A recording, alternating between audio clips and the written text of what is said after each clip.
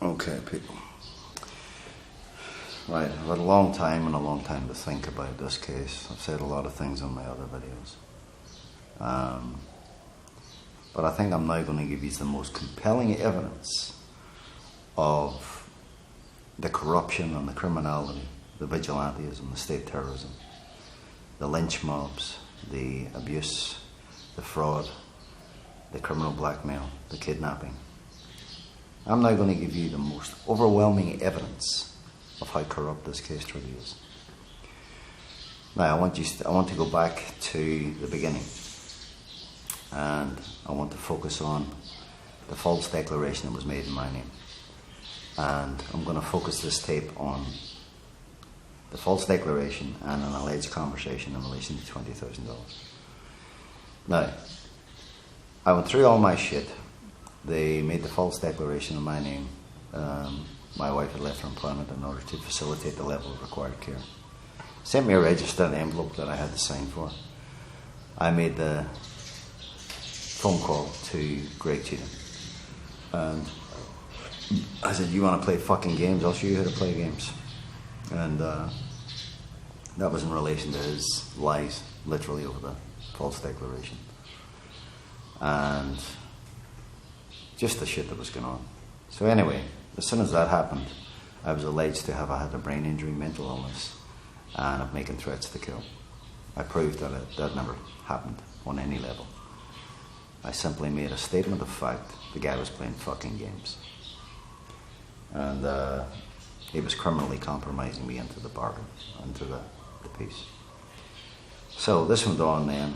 Then they had security guards put outside medical appointments. They had doctors manipulate it, trying to make out that I was mad and insane and criminally insane and all that shit. As I said before in my tapes.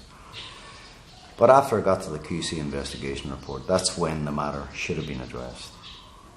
But the focus of the QC investigation report literally focused on an alleged conversation that didn't take place in relation to a $20,000 payment. It makes no mention whatsoever of the false declaration made in my name, that I even made a criminal complaint to the Serious Fraud Office in relation to that, and to the Prime Minister's Office, and to the Ministers of ACC. Now, at that point, I believe Ailsa Duffy deliberately obstructed and perverted the course of justice. I believe she was doing the dirty work of McGreevy and Ruth Dyson and other people in positions of power. I believe that she left out mountains of threats, intimidation and violence, harassment, criminal harassment from her report, deliberately. Now, after her interim report, and she left out everything,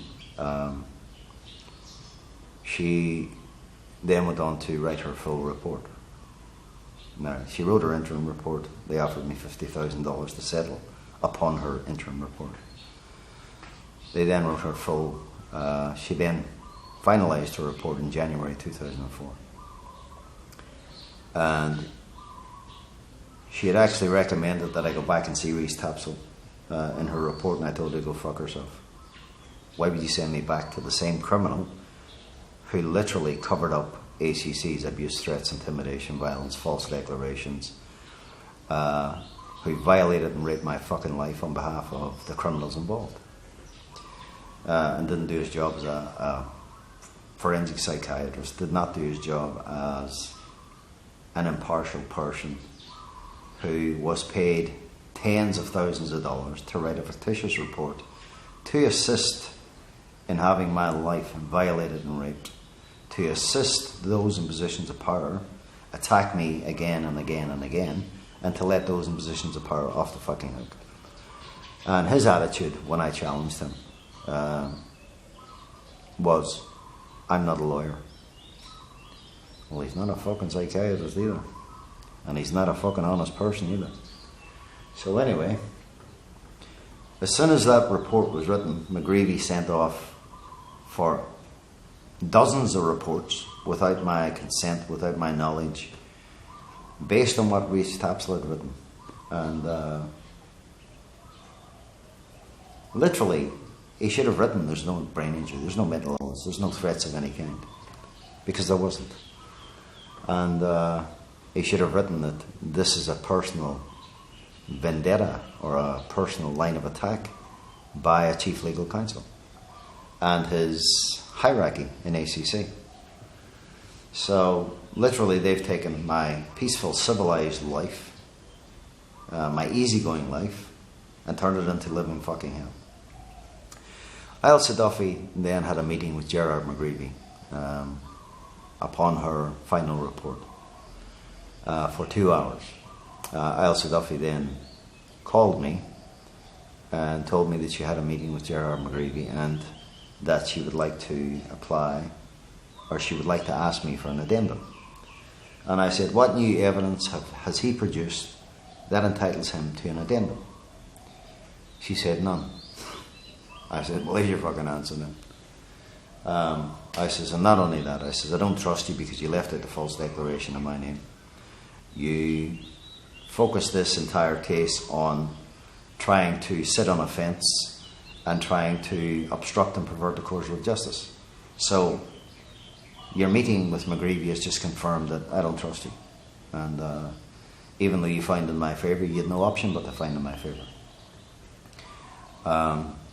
But you went out to cover up too many crimes. So when you take Ailsa Duffy QC's investigation report, that is the last Queen's Counsel investigation report done in this case. But what took place after that was McGreevy was able to stay in place with the help of Ruth Dyson. He then called on Mike Heron, the Crown Solicitor. Apparently his dad was a great judge, a big judge in New Zealand. And he was the up-and-coming fucking lawyer. He's a fucking two-bit piece of shit. I made him look that fucking small in court. He thought he was smart, and he thought, oh, let's play fucking mind games with Mr. Cruikshank. Well, he's the one who ended up threatening me, you know what I mean, with all this antagonism and everything else. And I ended up antagonising him more than he antagonised me, and then he threatened me. Fuck him. Then he got removed from the case. That's when he tried to apply for 450 restraining orders. And he's never been able to come near my fucking case since. But to find out that he became a Solicitor General, you see, that's a lowlife being put in a position that he shouldn't be in. Ailsa Duffy became Judge Ailsa Duffy. No surprises there. If you're obstructing and perverting the courses of justice and you're helping those in positions of power, of course you're going to get a promotion. Her investigation was meant to be full and thorough. It was piecemeal fucking shite, and it was a cover-up if ever I seen one. So this went on, and then I went through all this harassment, criminal harassment, for another 2 years, 2.5 years. And then Jan White then became CEO of ACC, and Beverly Wakeham became the Ombudsman. Mel Smith, who was the Ombudsman before her, ran a mile as soon as the QC investigation report ended. So there was a lot of stuff that went on that lowlife. These people are just they're a mafia in themselves. They're just gangsters. And they think they can bully and abuse and threaten and intimidate. They think they can invent brain injuries and mental illnesses and put the victim through the ringer. And they think the victim's going to bow to them. These people are all about smoke screens. Their focus is all about fear and violence, abuse, threats, intimidation that they're instigating and they're carrying out. And the fact that Detective Shane Page declared it an act of war against me says it all. The fact that ACC said you don't have any rights, we own you. The fact that after Ailsa Duffy's Queen's Counsel investigation report, things went from bad to catastrophic. And this was all the actions of allowing a terrorist to remain in place, and for them obstructing and perverting the course of justice over the false declaration that was made in my name. That should have been the entire focus of the Queen's Counsel investigation report. So it's overwhelming that they tried to turn a criminal into a victim and literally leave me sitting there trying to declare to everybody in the country that I'm mad. If I had not have made that phone call in relation to that false declaration, I would have been criminally charged. McGreevy's already admitted it to my face in May 2006 when he was begging me to accept the agreement. And I was very reluctant to accept the agreement. In fact, I was held criminally to blackmail to accept it. And, listening to all the facts of what they've done to me and listening to other people speak, are you going to live this for the rest of your life? You got to move on from this. You got to get past this. And if you don't sign it, then you're just going to be stagnant, stalemate, and they're not going to do anything for you. So when you weigh it up, you think, okay, if I sign the agreement, and I did mention, I signed the agreement before and he fucked me. He fucked me with a false declaration. And then he tried to lie about a $20,000 payment. I mean, you say, he's already fucked me when I signed his agreement. If I sign it this time, is it going to be any different? Or is it actually going to be adhered to? So anyway, I weighed it all up. And I thought, right, there's no way they're going to fuck me again. They're actually going to do the right thing this time. Well, that was the biggest mistake of my life. And signing that agreement, even though I was suffering post-traumatic stress by that point, and I was suffering a lot of stress by that point. The post-traumatic stress came when they were really, really a lot of violence went on, and more aggression. They isolate you, they alienate you, they single you out, they slander you, they defame you, they impact with all their negativities into your life. So I would say the overwhelming evidence that Ailsa Duffy, QC, obstructed and perverted the course of justice, as did everybody involved, was over the false declaration they made in my name. And they have focused on everything else that they've invented or they've instigated and literally ignored all the crimes that they were actually involved in. So I don't think there's any question of any doubt that this case was driven by fear and violence, threats, intimidation, harassment, criminal harassment, that led to the state criminal kidnapping of me. And then the defrauding me of $30,000 through an alleged 14% tax that the Court of Appeal kept for my review and appeal rights. They kept dismissing my case so they could literally defraud me of more and more and literally hold me criminally to blackmail for longer. The people of New Zealand need to realise that you have been defrauded, but not by me. You've been defrauded by the people running the fucking country. You've been defrauded by McGreevy. He has spent millions of dollars funding his criminalities in this case. Buying people's fucking support. Getting people promoted to positions so they could get away with it. So, people need to realise that when he brings people in, he usually picks on the most vulnerable people within his jurisdictions or his industry. And he seems to manipulate them into doing what he wants. But then they all get promoted very fast. Coratia Seymour, Mark McSherry, Mike Spraggan, Aaron Fitzgerald. All these criminals who literally want to go out and go, I'm a victim. McGreevy wants everybody to be a victim because he's a fucking terrorist. Now, this case has been driven so that they could take away, well, they've already taken 20 years of my life. But it's always been driven by fear and violence. And the focus of how did it start? They left me laying on the floor for 5 fucking years. They left me with an oversensitive nervous system that was going to kill me, literally. And then I had to start taking all these shitty medications to literally save my own life. And literally try and calm down my nervous system. And but it didn't do anything for the strength or the fatigue or anything like that. And your nervous system has a lot to do with that. So literally, McGreevy was trying to get rid of my claim for free after ACC had fucked up. And that's literally the bottom line. And everybody who's been involved now for the past 20 years, they're nothing but criminals. And they've driven this case, and now they want to spoon feed me shit because the government runs the biggest organised crime, dishonest, corrupt, criminal business practices known to man, while they're defrauding their victims of millions of dollars. Every victim who ends up in ACC for 20 years or more is being defrauded by the government of millions of dollars and their quality of life. And the government's only hell-bent on trying to get rid of them for free, and if they fail, then they simply go back to ACC can contract out of legislation. And they continue their criminalities all over again and again and again. Or they just spoon feed their victim for the rest of their fucking life the bullshit that they spoon feed them. And they don't run rehabilitation. And this case has nothing to do with rehabilitation.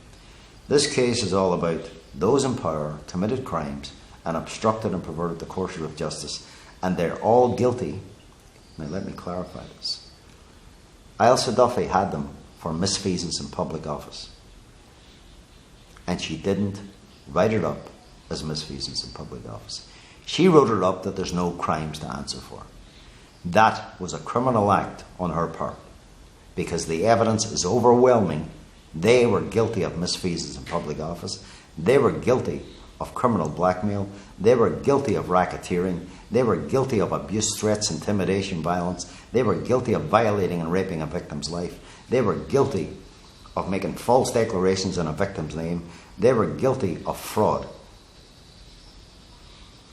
So how can a QC investigation report come up with no crimes to answer for? That is why Ailsa Duffy is a criminal. And she obstructed and perverted the courses of justice, and she destroyed information as well when she had no right to do so. So that's a breach of the Privacy Act. So if you all focus on the false declaration that was made in my name and stop focusing on the bullshit that you have all been fed for the last 20 years, then this case might end in justice and peacefully.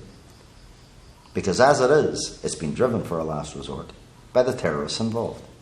And that's the problem. Now, at the end of the day, you can't argue these facts.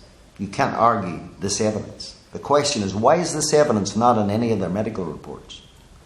Why is this evidence not written up by police over criminal complaints that I made? Why is all the criminal complaints that I did make to the police gone from all their investigation files? Because they didn't take the complaints. They didn't file the complaints. They literally shut up fucking shop. And this would be further obstructing and perverting the course of justice on the part of the police. Not just over the false declaration. They have obstructed and perverted the course of justice over 1,000 crimes up to now against me. And they went out and declared this an act of war against me in, I think, May 2007. Now, I entered an agreement to allow my life to move forward. That's 2 agreements now that McGreevy's fucked. And he's used both of them to commit crimes. And he's used both of them to hold me criminally to blackmail and ransom with at all times. And the intent is for the government to place the onus on the victim to take public-private criminal prosecutions or to deal with the legislative matters through the review and appeal process. This is the biggest corrupt system on the planet. That I never ever get to win reviews. I don't even get to win fucking appeals these days. The judges just literally hold my case there for as long as they fucking like. They're organised fucking criminals. And their actions are, as a whole, an act of war against me. Now, I want everybody involved charged with misfeasance in public office, with criminal blackmail and fraud under Section B of the Crimes Act, with what else was there? Criminal abuse, with racketeering and running an organisation to run racketeering, and literally for the kidnapping of a victim under false pretenses on bogus charges. The fact that no one has called for an investigation into it just goes to show that this case was always... I mean, Ailsa Duffy made a comment to me This is going to take a very, very, very long time. 6.5 years was a long fucking time. 20 fucking years is even longer. It's 14 years since you wrote her report. 14.5 years. 14.5 years more crimes that I've had to fucking put up with. 14.5 years more violence, more abuse, more threats, more intimidation. And she is fucking responsible for that happening. Because she obstructed and perverted the course of justice. Now she's Judge Ailsa Duffy. That's not good enough. Anyway, if you can all follow that, then you'll see exactly who the guilty parties are. And if you can't follow that, then there's something fucking wrong with your heads.